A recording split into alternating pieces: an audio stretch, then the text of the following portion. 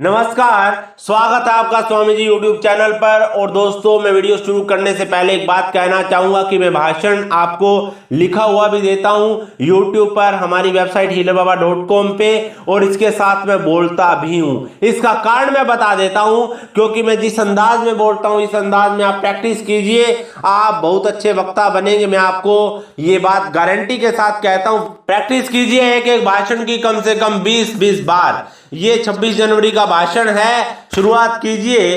कितना प्यारा नवजीवन का साया है, कितना प्यारा नवजीवन का साया है, गणतंत्र की नई सुबह ने हमें बुलाया है। सबसे पहले आप सभी को गणतंत्र दिवस की हार्दिक शुभकामनाएं।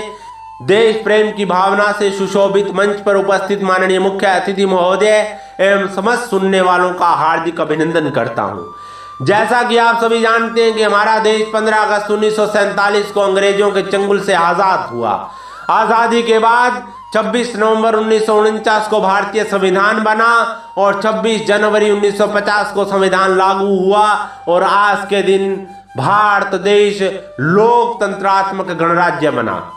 आज देश का हर नागरिक संप्रभु है, मगर इस आजादी की कीमत वही जानता है जो अपने अधिकारों का सही प्रयोग करता है। भारतीय संविधान में दिए हुए अपने मौलिक कर्तव्यों का सही से निर्वहन करने वाला ही देश का निष्ठावान नागरिक होता है।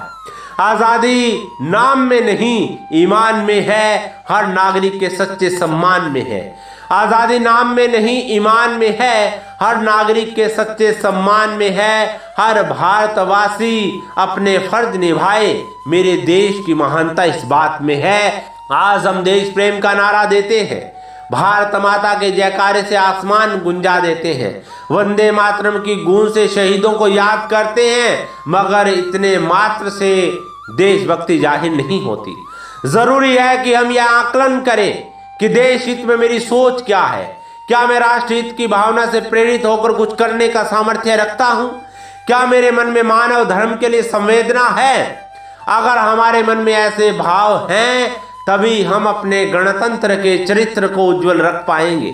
बाबा साहब अम्बेडकर ने 25 नवंबर 1949 को संविधान अंगीकार करने के एक दिन पूर्व अपने आखिरी भाषण में जो एक बात कही थी, उसका मैं उल्लेख करना चाहूंगा। बाबा साहेब ने देश को याद दिलाया था कि भारत पहली बार 1947 में आजाद हुआ है या फिर 26 जनवरी 1950 को गणतंत्र बना, ऐसा नहीं है।